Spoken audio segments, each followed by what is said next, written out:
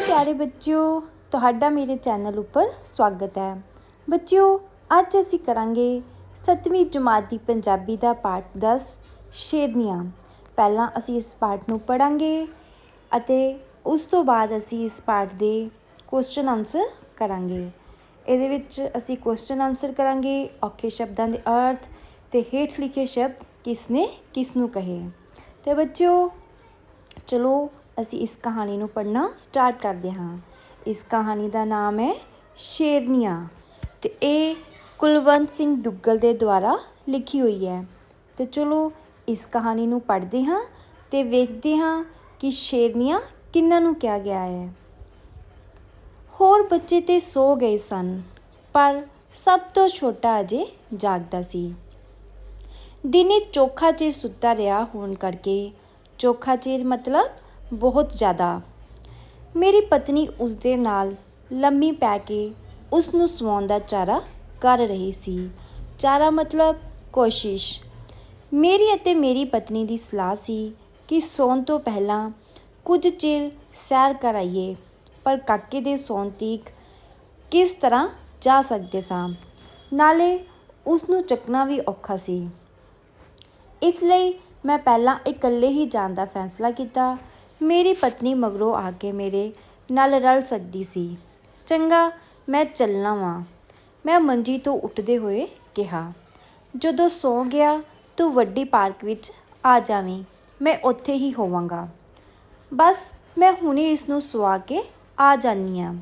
ਗੱਲਾਂ ਕਰਦਿਆਂ ਕੋਲ ਨਹੀਂ ਸੌਂਦਾ, ਜਰਾ ਕੁ ਆਪ ਝੂਠੀ ਮੂਠੀ ਦੀਆਂ ਅੱਖਾਂ ਮੀਟੀਏ ਤਾਂ ਝੱਟ ਸੌ ਜਾਂਦਾ ਹੈ। ਝੂਠੀ ਮੀਠੀ ਮਤਲਬ ਇਸ ਤਰ੍ਹਾਂ ਹੀ ਕਿਸੇ ਨੂੰ ਝੂਠ ਮੂਠ ਕਰਨਾ, ਕੁਛ ਡਰਾਮਾ ਕਰਨਾ। ਮੇਰੀ ਪਤਨੀ ਨੇ ਮੈਨੂੰ ਤੇ ਆਪਣੇ ਆਪ ਨੂੰ ਤਸੱਲੀ ਦਿੱਤੀ। ਮੈਂ ਇਕੱਲਾ ਬਾਹਰ ਤੁਰ ਪਿਆ। ਮਾਡਲ ਟਾਊਨ ਇਸ ਪਾਸੇ ਦੇ ਦੋਹੀਂ ਪਾਸੇ ਮਕਾਨਾਂ ਵਿੱਚ ਬੱਤੀਆਂ ਅਜੇ ਜਗ ਰਹੀਆਂ ਸਨ। ਬੱਤੀਆਂ ਮਤਲਬ ਲਾਈਟਸ। ਲੋਕੀ ਸੁੱਤੇ ਤਾਂ ਨਹੀਂ ਸਨ, ਪਰ ਸੌਣ ਵਾਲੇ ਜਾਪਦੇ ਸਨ। ਪਾਰਕ ਬਹੁਤ ਵੱਡੀ ਸੀ। ਹੇਠ ਸਾਫ਼ ਪੱਧਰੀ ਜ਼ਮੀਨ 'ਤੇ ਘਾਹ ਉੱਗਿਆ ਹੋਇਆ ਸੀ ਅਤੇ ਆਲੇ ਦੁਆਲੇ ਤਾਰ ਲੱਗੀ ਹੋਈ ਸੀ। ਲੰਘਣ ਲਈ ਵਿੱਚ ਵਿੱਚ ਕਿਤੇ ਕਿਤੇ ਖੱਪੇ ਛੱਡੇ ਹੋਏ ਸਨ। ਖੱਪੇ ਮਤਲਬ ਥੋੜ੍ਹਾ ਥੋੜ੍ਹਾ ਰਾਹ ਛੱਡਣਾ, ਕਿ ਪਾਰਕ ਦੇ ਵਿੱਚ ਲੰਘਣ ਵਾਸਤੇ ਚਾਹੇ ਕਿ ਤਾਰ ਲੱਗੀ ਸੀ, ਲੇਕਿਨ ਕਿਤੇ ਨਾ ਕਿਤੇ ਰਾਹ ਛੱਡਿਆ ਸੀ ਕਿ ਪਾਰਕ ਦੇ ਅੰਦਰ ਜਾਣ ਵਾਸਤੇ। ਇੱਕ ਪਾਸੇ ਸੜਕ ਲੰਘਦੀ ਸੀ, ਜਿਸ 'ਤੇ ਜਗ ਰਹੀਆਂ ਬੱਤੀਆਂ ਪਾਰਕ ਵਿੱਚ ਚਾਨਣ ਸੁੱਟਦੀਆਂ ਸਨ। ਚਾਨਣ ਮਤਲਬ ਆਪਣੀ ਲਾਈਟਸ, ਮੀਨਸ ਲਾਈਟਸ। ਇਸ ਤਰ੍ਹਾਂ ਪਾਰਕ ਵਿੱਚ ਇੰਨਾ ਕੁ ਚਾਨਣ ਸੀ ਜਿੰਨਾ 8 ਕੁ ਦਿਨਾਂ ਦੇ ਚੰਨ ਦਾ ਹੁੰਦਾ ਹੈ। ਅਤੇ ਸੜਕ ਦੇ ਕੰਢੇ ਉਤਲੇ ਦਰੱਖਤਾਂ ਦੇ ਲੰਬੇ ਲੰਬੇ ਪਰਛਾਵੇਂ ਪਾਰਕ ਵਿੱਚ ਡਿੱਗਦੇ ਸਨ ਅਤੇ ਕਈ ਥਾਵਾਂ 'ਤੇ ਹਨੇਰਾ ਕਰ ਰਹੇ ਸਨ। ਪਾਰਕ ਦੁਆਲੇ ਦੀ ਤਾਰ ਵਿਚਲੇ ਰਾਹਾਂ ਦਾ ਮੈਨੂੰ ਪਤਾ ਸੀ, ਪਰ ਇਸ ਵੇਲੇ ਰਾਹੋਂ ਲੰਘਣ ਦੀ ਥਾਂ ਮੇਰਾ ਤਾਰ ਟੱਪ ਕੇ ਹੀ ਜਾਣ ਨੂੰ ਜੀਅ ਕੀਤਾ। ਤਾਰ ਲੰਘ ਕੇ ਇੱਕ ਸਿਰਿਓਂ ਮੈਂ ਦੂਸਰੇ ਸਿਰੇ ਨੂੰ ਟੁਰ ਪਿਆ ਮਤਲਬ ਤੁਰ ਗਿਆ। ਪਾਰਕ ਵਿੱਚ ਇਸ ਵੇਲੇ ਮੇਰੇ ਬਿਨਾਂ ਹੋਰ ਕੋਈ ਨਹੀਂ ਸੀ। ਦੂਸਰੇ ਸਿਰੇ ਅੱਪੜ ਕੇ ਮਤਲਬ ਪਹੁੰਚ ਕੇ। ਜਦ ਮੈਂ ਪਿਛਾਂਹ ਨੂੰ ਮੁੜਿਆ ਤਾਂ ਅਗਲੇ ਸਿਰੇ ਕੋਲ ਇੱਕ ਦਰੱਖਤ ਦੇ ਪਰਛਾਵੇਂ ਹੇਠ ਕੁਝ ਹੋਰ ਆਦਮੀ ਆ ਖਲੋਤੇ ਜਾਪਦੇ ਸਨ। ਕੁਝ ਨੇੜੇ ਆ ਕੇ ਮੈਨੂੰ ਦਿਸਿਆ ਕਿ ਉਹ 2 ਸਨ ਅਤੇ ਉਹਨਾਂ ਕੋਲ ਸਾਈਕਲ ਵੀ ਸਨ। ਇਹ ਤਾਂ ਕੁੜੀਆਂ ਸਨ, ਦੁਪੱਟੇ ਹੇਠਾਂ ਲਮਕ ਰਹੇ ਸਨ। ਇਹ ਇਸ ਵੇਲੇ ਸਾਈਕਲ ਲੈ ਕੇ ਖੜੀਆਂ ਇੱਥੇ ਕੀ ਕਰ ਰਹੀਆਂ ਨੇ? ਕਿਧਰੇ ਜਾਣਾ ਹੋਵੇ। ਪਰ ਇਸ ਵੇਲੇ ਜਦੋਂ ਮਾਡਲ ਟਾਊਨ ਦੇ ਸ਼ੌਕੀਨ ਅਤੇ ਬਹੁਤੀ ਦੇਰ ਤੱਕ ਜਾਗਣ ਵਾਲੇ ਲੋਕ ਵੀ ਸੌਣ ਨੂੰ ਫਿਰਦੇ ਨੇ, ਇਹਨਾਂ ਕਿੱਥੇ ਜਾਣਾ ਹੈ। ਹੁਣ ਫਿਰ ਮੈਂ ਪਾਰਕ ਦੇ ਦੂਜੇ ਪਾਸੇ ਜਾ ਰਿਹਾ ਸੀ, ਕੁੜੀਆਂ ਤੋਂ ਦੂਰ ਵਾਲੇ ਪਾਸੇ। ਥੋੜ੍ਹੀ ਜਿਹੀ ਧੌਣ ਪੁਆ ਕੇ ਮੈਂ ਪਿੱਛੇ ਵੇਖਿਆ। ਧੌਣ ਪੁਆ ਕੇ ਮੀਨਸ ਮੁੜ ਕੇ। ਕੁੜੀਆਂ ਉੱਥੇ ਹੀ ਖਲੋਤੀਆਂ ਸਨ। ਕੁਛ ਪੈਰ ਅੱਗੇ ਜਾ ਕੇ ਮੈਂ ਫਿਰ ਵੇਖਿਆ, ਕੁੜੀਆਂ ਅਜੇ ਵੀ ਉੱਥੇ ਹੀ ਖੜੀਆਂ ਸਨ। ਜਦੋਂ ਮੈਂ ਸਿਰੇ 'ਤੇ ਅੱਪੜ ਕੇ ਪਿਛਾਂਹ ਮੁੜਿਆ, ਅੱਪੜ ਕੇ ਮਤਲਬ ਪਹੁੰਚ ਕੇ, ਪਿਛਾਂਹ ਮੁੜਿਆ ਤਾਂ ਕੁੜੀਆਂ ਉੱਥੇ ਹੀ ਖਲੋਤੀਆਂ ਸਨ। ਵੇਖਣ ਨੂੰ ਤਾਂ ਅਸੀਂ ਦੋਵੇਂ ਧਿਰਾਂ ਆਪੋ ਆਪਣੇ ਕੰਮ ਲੱਗੀਆਂ ਹੋਈਆਂ ਸਾਂ। ਮੈਂ ਸੈਰ ਵਿੱਚ ਤੇ ਉਹ ਉਡੀਕ ਵਿੱਚ, ਪਰ ਮੇਰੀ ਸੈਰ ਦਾ ਭਾਵ ਉਹਨਾਂ ਦੀ ਉਡੀਕ ਦਾ ਅੰਤ ਵੇਖਣਾ ਸੀ ਅਤੇ ਉਹ ਸ਼ਾਇਦ ਮੇਰੀ ਸੈਰ ਦਾ ਅੰਤ ਉਡੀਕ ਰਹੀਆਂ ਸਨ। ਅਜੀਬ ਨਾਟਕ ਹੋ ਰਿਹਾ ਸੀ। ਹੁਣ ਮੈਂ ਦੂਜੀ ਵਾਰ ਉਹਨਾਂ ਵੱਲ ਨੂੰ ਤੁਰਿਆ ਆ ਰਿਹਾ ਸਾਂ। ਤੁਰਿਆ ਮਤਲਬ ਤੁਰਿਆ। ਕੁਝ ਨੇੜੇ ਆ ਕੇ ਮੈਨੂੰ ਪਤਾ ਲੱਗਾ ਕਿ ਉਹ ਗੱਲਾਂ ਕਰ ਰਹੀਆਂ ਨੇ।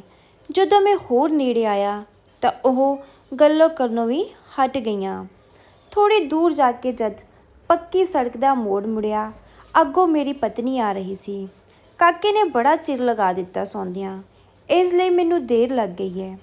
ਆਓ ਇੱਕ ਚੱਕਰ ਹੋਰ ਲਗਾ ਆਈਏ ਪਾਰਕ ਦਾ, ਉਸ ਮੰਗ ਕੀਤੀ।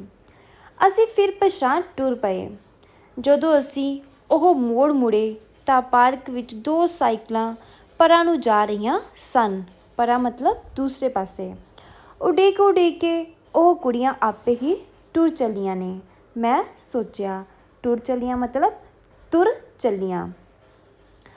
ਅਜੇ ਅਸੀਂ ਬਾਹਰ ਸੜਕ 'ਤੇ ਹੀ ਸਾਂ ਕਿ ਉਹ ਸਾਈਕਲ ਪਿਛਾਂਹ ਨੂੰ ਘੁੰਮ ਪਏ।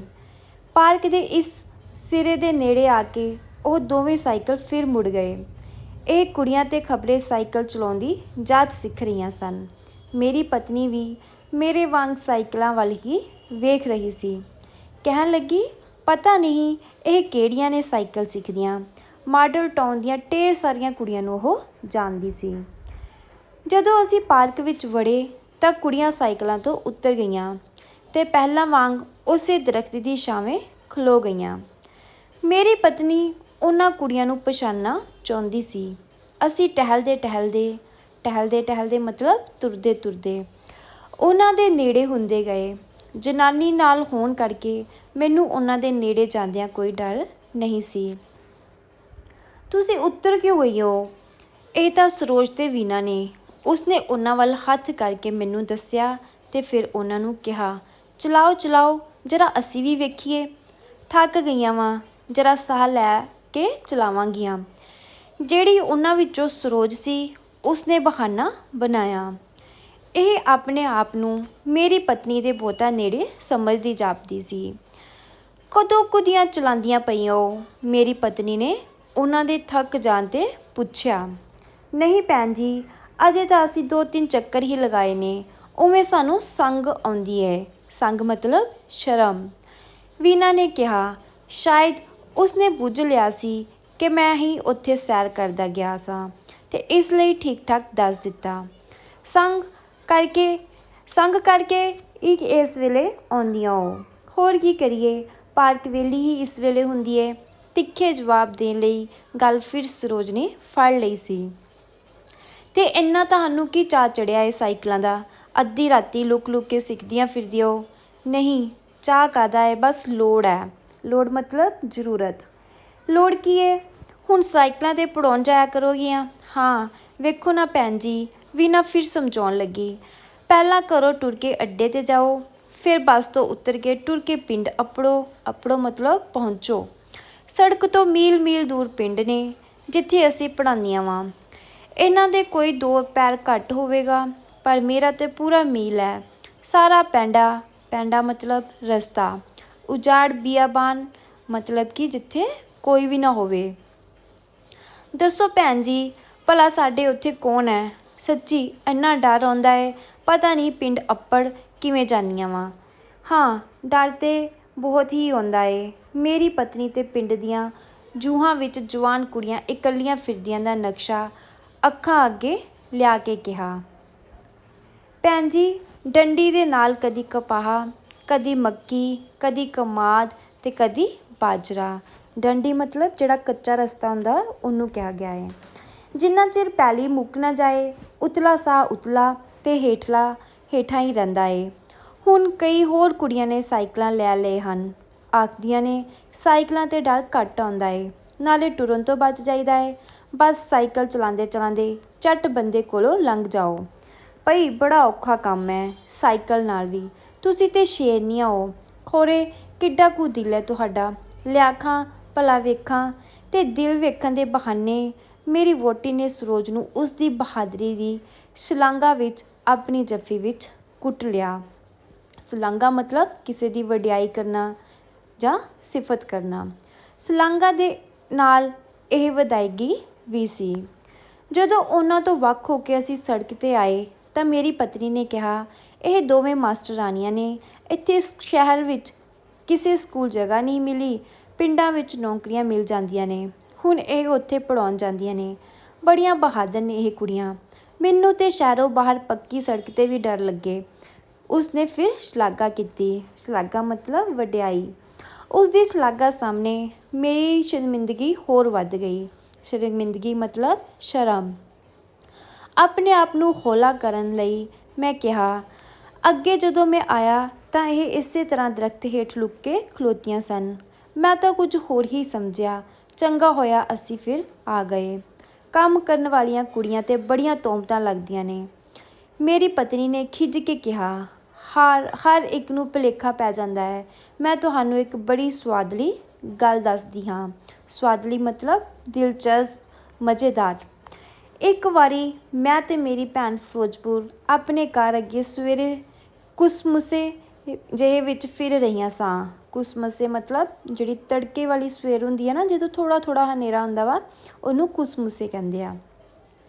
ਸਾਹਮਣੇ ਉਹ ਕਾਹਲੀ ਕਾਹਲੀ ਟੁਰਦੀ ਇੱਕ ਕੁੜੀ ਆਈ। ਕਦੀ ਉਹ 2 ਕੁ ਪੈਰ ਭੱਜ ਵੀ ਲੈਂਦੀ ਅਤੇ ਫਿਰ ਕਾਹਲੀ ਕਾਹਲੀ ਟੁਰਨ ਲੱਗ ਪੈਂਦੀ। ਜਦੋਂ ਸਾਡੇ ਨੇੜੇ ਆਈ ਤਾਂ ਮੂੰਹ ਦਿਸਿਆ ਤਾਂ ਘਬਰਾਈ ਹੋਈ ਵੀ ਡਾਢੀ ਜਾਪੀ। ਡਾਢੀ ਮਤਲਬ ਬਹੁਤ ਜ਼ਿਆਦਾ। ਅਸੀਂ ਬੜੀਆਂ ਹੈਰਾਨ ਹੋਈਆਂ। ਸੈਰ ਕਰਨ ਵਾਲੀਆਂ ਕੁੜੀਆਂ ਤਾਂ ਇਸ ਤਰ੍ਹਾਂ ਨਹੀਂ ਭੱਜਦੀਆਂ, ਨਾ ਹੀ ਉੱਧਰ ਸਟੇਸ਼ਨ ਜਾਂ ਮੋਟਰਾਂ ਦਾ ਕੋਈ ਅੱਡਾ ਸੀ। ਭਲਾ ਕਿੱਥੇ ਜਾਣਾ ਸੀ? ਇਹ ਜਾਣਨ ਲਈ ਅਸੀਂ ਵੀ ਉਸਦੇ ਪਿੱਛੇ ਤੁਰ ਪਈਆਂ। ਉਹ ਅੱਗੇ ਅੱਗੇ ਅਤੇ ਅਸੀਂ ਮਗਰ ਮਗਰ। ਉਹ ਟੈਲੀਫੋਨ ਐਕਸਚੇਂਜ ਨੂੰ ਮੁੜ ਪਈ। ਅਸੀਂ ਸਮਝ ਲਿਆ ਕਿ ਉਹ ਟੈਲੀਫੋਨ ਓਪਰੇਟਰ ਸੀ ਅਤੇ ਉਸਨੂੰ ਕੇਵਲ ਡਿਊਟੀ ਤੋਂ ਦੇਰ ਹੋ ਰਹੀ ਸੀ। ਅਸੀਂ ਸੜਕ 'ਤੇ ਖੜ੍ਹੀਆਂ ਉਸ ਵੱਲ ਵੇਖਦੀਆਂ ਰਹੀਆਂ। ਅੰਦਰ ਜਾ ਕੇ ਉਹ ਆਪਣੀ ਕੁਰਸੀ ਉੱਤੇ ਬੈਠ ਗਈ ਅਤੇ ਅਸੀਂ ਸ਼ਰਮਿੰਦੀਆਂ ਹੁੰਦੀਆਂ ਪਿਛਾਂਹ ਮੁੜ ਆਈਆਂ। ਬੱਚਿਓ, ਇਹਦੇ ਨਾਲ ਸਾਡੀ ਕਹਾਣੀ ਖਤਮ ਹੁੰਦੀ ਹੈ ਅਤੇ ਤੁਹਾਨੂੰ ਪਤਾ ਲੱਗ ਗਿਆ ਹੋਏਗਾ ਕਿ ਇਸ ਕਹਾਣੀ ਦੇ ਵਿੱਚ ਸ਼ੇਰਨੀਆਂ ਕਿਹਨਾਂ ਨੂੰ ਕਿਹਾ ਗਿਆ ਹੈ। ਇਸ ਕਹਾਣੀ ਵਿੱਚ ਸ਼ੇਰਨੀਆਂ ਵੀਨਾ ਅਤੇ ਸਰੋਜ ਨੂੰ ਕਿਹਾ ਗਿਆ ਹੈ। ਅਤੇ ਬੱਚਿਓ, ਹੁਣ ਅਸੀਂ ਇਸ ਦੇ ਕਰਦੇ ਹਾਂ ਪ੍ਰਸ਼ਨ ਉੱਤਰ। ਲੇਕਿਨ ਉਸ ਤੋਂ ਪਹਿਲੇ ਅਸੀਂ ਕਰਦੇ ਹਾਂ ਔਖੇ ਸ਼ਬਦਾਂ ਦੇ ਅਰਥ। ਚਾਰਾ ਕਰਨਾ ਮਤਲਬ ਕੋਸ਼ਿਸ਼ ਕਰਨੀ, ਕਿਸੇ ਵੀ ਚੀਜ਼ ਨੂੰ ਕੰਮ ਕਰਨ ਦੀ ਕੋਸ਼ਿਸ਼ ਕਰਨੀ। ਖੱਪੇ ਛੱਡਣਾ ਮਤਲਬ ਕਿਤੇ ਕਿਤੇ ਖਾਲੀ ਥਾਂ ਛੱਡਣੀ, ਫਾਸਲਾ ਜਾਂ ਵਿੱਥ। ਨੈਕਸਟ ਆ ਜਾਏਗਾ ਪਰਛਾਵਾਂ। ਪਰਛਾਵਾਂ ਹੁੰਦਾ ਹੈ ਸਾਇਆ, ਅਕਸ, ਆਕਾਰ ਜਾਂ ਛਾਂ। ਨੈਕਸਟ ਆ ਜਾਏਗਾ ਚਾਅ ਚੜ੍ਹਨਾ। ਚਾਅ ਚੜ੍ਹਨਾ ਮਤਲਬ ਖੁਸ਼ੀ ਹੋਣੀ। ਨੈਕਸਟ ਤੋਹਮਤ ਲਾਉਣਾ। ਤੋਹਮਤ ਮਤਲਬ ਦੋਸ਼ ਲਗਾਉਣਾ ਜਾਂ ਇਲਜ਼ਾਮ ਲਗਾਉਣਾ। ਨੈਕਸਟ ਹੈ ਝੂਠੀ ਮੁੱਠੀ। ਝੂਠੀ ਮੁੱਠੀ ਮਤਲਬ ਐਵੇਂ ਹੀ ਬਨਾਵਟੀ ਗੱਲ। ਨੈਕਸਟ ਹੈ ਕੁਸਮੁਸਾ। ਕੁਸਮੁਸਾ ਮਤਲਬ ਮੂੰਹ ਹਨੇਰਾ। ਨੈਕਸਟ ਆ ਜਾਏਗਾ ਉਜਾੜ ਬਿਆਬਾਨ ਮਤਲਬ ਕਿ ਸੁੰਨੀ ਥਾਂ। ਅੱਪੜਨਾ ਮਤਲਬ ਪਹੁੰਚਣਾ। ਨੈਕਸਟ ਹੈ ਸ਼ਲਾਘਾ। ਸ਼ਲਾਘਾ ਮਤਲਬ ਕਿਸੇ ਦੀ ਸਿਫਤ, ਉਸਤਤ, ਵਡਿਆਈ। ਨੈਕਸਟ ਹੈ ਵਿਦਾਇਗੀ। ਵਿਦਾਇਗੀ ਮਤਲਬ ਤੋਰਨਾ ਜਾਂ ਵਿਦਾ ਕਰਨਾ। ਨੈਕਸਟ ਹੈ ਡਾਢੀ। ਡਾਢੀ ਮਤਲਬ ਬਹੁਤ ਜ਼ਿਆਦਾ। ਸ਼ਰਮਿੰਦਗੀ। ਸ਼ਰਮਿੰਦਗੀ ਮਤਲਬ ਸ਼ਰਮ। ਅਤੇ ਹੁਣ ਅਸੀਂ ਕਰਾਂਗੇ ਇਸ ਦੇ ਪ੍ਰਸ਼ਨ ਉੱਤਰ। ਪਹਿਲਾ ਪ੍ਰਸ਼ਨ ਹੈ, ਲੇਖਕ ਨੇ ਇਕੱਲਿਆਂ ਸੈਰ ਕਰਨ ਜਾਣ ਦਾ ਫੈਸਲਾ ਕਿਉਂ ਕੀਤਾ? ਇਹਦਾ ਉੱਤਰ ਆਏਗਾ, ਲੇਖਕ ਨੇ ਇਕੱਲਿਆਂ ਸੈਰ ਕਰਨ ਦਾ ਫੈਸਲਾ ਇਸ ਕਰਕੇ ਕੀਤਾ ਕਿਉਂਕਿ ਲੇਖਕ ਦੇ ਹੋਰ ਬੱਚੇ ਸੌ ਗਏ ਸਨ, ਪਰ ਸਭ ਤੋਂ ਛੋਟਾ ਅਜੇ ਜਾਗਦਾ ਸੀ। ਲੇਖਕ ਦੀ ਪਤਨੀ ਬੱਚੇ ਨੂੰ ਸੁਲਾਉਣ ਦੀ ਕੋਸ਼ਿਸ਼ ਕਰ ਰਹੀ ਸੀ। ਨੈਕਸਟ ਕੁਐਸਚਨ ਹੈ, ਪਾਠ ਵਿੱਚ ਦਰਸਾਏ ਸੈਰ ਵਾਲੇ ਪਾਰਕ ਦਾ ਵਰਣਨ ਕਰੋ। ਅਤੇ ਇਹਦਾ ਉੱਤਰ ਆਏਗਾ, ਪਾਰਕ ਬਹੁਤ ਵੱਡੀ ਸੀ। ਹੇਠਾਂ ਸਾਫ਼ ਪੱਧਰੀ ਜ਼ਮੀਨ 'ਤੇ ਘਾਹ ਉਗਾਇਆ ਹੋਇਆ ਸੀ ਅਤੇ ਆਲੇ ਦੁਆਲੇ ਤਾਰ ਲੱਗੀ ਹੋਈ ਸੀ। ਲੰਘਣ ਵਿੱਚ ਕਿਤੇ ਕਿਤੇ ਖੱਪੇ ਛੱਡੇ ਹੋਏ ਸਨ। ਨੈਕਸਟ ਆਏਗਾ, ਕੁੜੀਆਂ ਪਾਰਕ ਵਿੱਚ ਰਾਤ ਵੇਲੇ ਸਾਈਕਲ ਚਲਾਉਣਾ ਕਿਉਂ ਸਿੱਖ ਰਹੀਆਂ ਸਨ? ਇਹਦਾ ਉੱਤਰ ਲਿਖੋ, ਕੁੜੀਆਂ ਪਾਰਕ ਵਿੱਚ ਰਾਤ ਵੇਲੇ ਸਾਈਕਲ ਚਲਾਉਣਾ ਇਸ ਕਰਕੇ ਸਿੱਖ ਰਹੀਆਂ ਸਨ ਕਿਉਂਕਿ ਉਹ ਸਕੂਲ ਵਿੱਚ ਪੜ੍ਹਾਉਣ ਜਾਂਦੀਆਂ ਸਨ ਅਤੇ ਸਕੂਲ ਸੜਕ ਤੋਂ ਮੀਲ ਮੀਲ ਦੂਰ ਪਿੰਡ ਵਿੱਚ ਸਨ ਅਤੇ ਸਾਰਾ ਰਸਤਾ ਉਜਾੜ ਬਿਆਬਾਨ ਸੀ। ਨੈਕਸਟ ਕੁਐਸਚਨ ਹੈਗਾ, ਇਸ ਕਹਾਣੀ ਵਿੱਚ ਲੜਕੀਆਂ ਨੂੰ ਸ਼ੇਰਨੀਆਂ ਕਿਉਂ ਕਿਹਾ ਗਿਆ ਹੈ? ਇਹਦਾ ਉੱਤਰ ਆਏਗਾ, ਕਹਾਣੀ ਵਿੱਚ ਲੜਕੀਆਂ ਨੂੰ ਸ਼ੇਰਨੀਆਂ ਇਸ ਕਰਕੇ ਕਿਹਾ ਗਿਆ ਹੈ ਕਿਉਂਕਿ ਉਹ ਲੜਕੀਆਂ ਪਿੰਡਾਂ ਦੇ ਸਕੂਲਾਂ ਵਿੱਚ ਪੜ੍ਹਾਉਣ ਜਾਂਦੀਆਂ ਸਨ ਅਤੇ ਸਕੂਲ ਦਾ ਰਸਤਾ ਬਹੁਤ ਹੀ ਉਜਾੜ ਅਤੇ ਸੁੰਨਮਸਾਨ ਵਾਲਾ ਸੀ। ਨੈਕਸਟ ਕੁਐਸਚਨ ਆਏਗਾ, ਲੇਖਕ ਦੀ ਪਤਨੀ ਨਾਲ ਫਿਰੋਜ਼ਪੁਰ ਵਿਖੇ ਕਿਹੜੀ ਘਟਨਾ ਵਾਪਰੀ? ਇਹਦਾ ਉੱਤਰ ਲਿਖੋ, ਇੱਕ ਵਾਰ ਲੇਖਕ ਦੀ ਪਤਨੀ ਅਤੇ ਉਸ ਦੀ ਭੈਣ ਫਿਰੋਜ਼ਪੁਰ ਆਪਣੇ ਘਰ ਦੇ ਅੱਗੇ ਸਵੇਰੇ ਘੁੰਮ ਰਹੀਆਂ ਸਨ। ਸਾਹਮਣੇ ਉਹ ਕਾਲੀ ਕਾਲੀ ਤੁਰਦੀ ਇੱਕ ਕੁੜੀ ਆਈ। ਕਦੇ ਉਹ 2 ਕੁ ਪੈਰ ਭੱਜ ਵੀ ਲੈਂਦੀ ਅਤੇ ਫਿਰ ਕਾਲੀ ਕਾਲੀ ਤੁਰਨ ਲੱਗ ਪੈਂਦੀ। ਕਦੇ ਉਹ ਫਿਰ ਭੱਜਣ ਲੱਗ ਪੈਂਦੀ। ਲੇਖਕ ਦੀ ਪਤਨੀ ਨੇ ਸੋਚਿਆ ਕਿ ਨਾ ਹੀ ਉੱਧਰ ਸਟੇਸ਼ਨ ਸੀ ਅਤੇ ਨਾ ਹੀ ਮੋਟਰਾਂ ਦਾ ਅੱਡਾ। ਉਹ ਕੁੜੀ ਕਿੱਥੇ ਜਾ ਰਹੀ ਸੀ? ਜਦੋਂ ਲੇਖਕ ਦੀ ਪਤਨੀ ਨੇ ਉਸ ਕੁੜੀ ਦਾ ਪਿੱਛਾ ਕੀਤਾ ਤਾਂ ਉਹ ਟੈਲੀਫੋਨ ਐਕਸਚੇਂਜ ਨੂੰ ਮੁੜ ਗਈ ਕਿਉਂਕਿ ਉਹ ਟੈਲੀਫੋਨ ਓਪਰੇਟਰ ਸੀ। ਜਦ ਲੇਖਕ ਦੀ ਪਤਨੀ ਨੂੰ ਪਤਾ ਲੱਗਾ ਕਿ ਉਹ ਟੈਲੀਫੋਨ ਓਪਰੇਟਰ ਹੈ ਤਾਂ ਲੇਖਕ ਦੀ ਪਤਨੀ ਬਹੁਤ ਸ਼ਰਮਿੰਦਾ ਹੋਈ। ਨੈਕਸਟ ਹੈ, ਹੇਠ ਲਿਖੇ ਸ਼ਬਦ ਕਿਸ ਨੇ ਕਿਸ ਨੂੰ ਕਹੇ? ਪਹਿਲਾ ਹੈ, ਪਤਾ ਨਹੀਂ ਇਹ ਕਿਹੜੀਆਂ ਕੁੜੀਆਂ ਨੇ ਪਤਾ ਨਹੀਂ ਇਹ ਕਿਹੜੀਆਂ ਨੇ ਸਾਈਕਲ ਸਿੱਖਦੀਆਂ। ਇਹ ਸ਼ਬਦ ਕਿਸ ਨੇ ਕਹੇ ਸੀ? ਇਹ ਸ਼ਬਦ ਕਹੇ ਸੀ ਲੇਖਕ ਦੀ ਪਤਨੀ ਨੇ ਲੇਖਕ ਨੂੰ। ਨੈਕਸਟ ਹੈ, ਨਹੀਂ ਭੈਣ ਜੀ, ਅਜੇ ਤਾਂ ਅਸਾਂ 2-3 ਚੱਕਰ ਲਾਏ ਨੇ, ਉਵੇਂ ਸਾਨੂੰ ਸੰਗ ਆਉਂਦੀ ਹੈ। ਇਹ ਸ਼ਬਦ ਕਹੇ ਸੀ ਵੀਨਾ ਨੇ ਲੇਖਕ ਦੀ ਪਤਨੀ ਨੂੰ। ਨੈਕਸਟ ਹੈ, ਭਈ ਬੜਾ ਔਖਾ ਕੰਮ ਹੈ ਸਾਈਕਲ ਨਾਲ ਵੀ, ਤੁਸੀਂ ਤਾਂ ਸ਼ੇਰਨੀਆਂ ਹੋ, ਖੋਰੇ ਕਿੱਡਾ ਕੁ ਦਿਲ ਹੈ ਤੁਹਾਡਾ, ਲਿਆਖਾਂ ਭਲਾ ਦੇਖਾਂ। ਇਹ ਕਹੇ ਸੀ ਲੇਖਕ ਦੀ ਪਤਨੀ ਨੇ ਸਰੋਜ ਨੂੰ। ਬੱਚਿਓ, ਇਸ ਦੇ ਨਾਲ ਸਾਡਾ ਇਹ ਪਾਠ ਖਤਮ ਹੁੰਦਾ ਹੈ ਅਤੇ ਮਿਲਦੇ ਹਾਂ ਅਗਲੀ ਵੀਡੀਓ 'ਚ। ਅਗਰ ਇਹ ਤੁਹਾਨੂੰ ਵੀਡੀਓ ਚੰਗੀ ਲੱਗੀ ਹੋਵੇ, ਇਸ ਨੂੰ ਲਾਈਕ, ਸ਼ੇਅਰ ਅਤੇ ਹੋਰ ਵੀਡੀਓਜ਼ ਵਾਸਤੇ ਚੈਨਲ ਨੂੰ ਸਬਸਕ੍ਰਾਈਬ ਕਰਨਾ ਨਾ ਭੁੱਲਿਓ। ਅਤੇ ਮੈਨੂੰ ਇਹ ਵੀ ਦੱਸਿਓ ਕਿ ਤੁਹਾਨੂੰ ਹੋਰ ਕਿਹੜੇ ਪਾਠਾਂ ਦੀ ਪ੍ਰਸ਼ਨ ਉੱਤਰ ਚਾਹੀਦੇ ਨੇ। ਮੈਂ ਕੋਸ਼ਿਸ਼ ਕਰਾਂਗੀ ਤੁਹਾਡੇ ਲਈ ਵੀਡੀਓ ਬਣਾਉਣ ਦੀ। ਮਿਲਦੇ ਹਾਂ ਨੈਕਸਟ ਵੀਡੀਓ ਵਿੱਚ।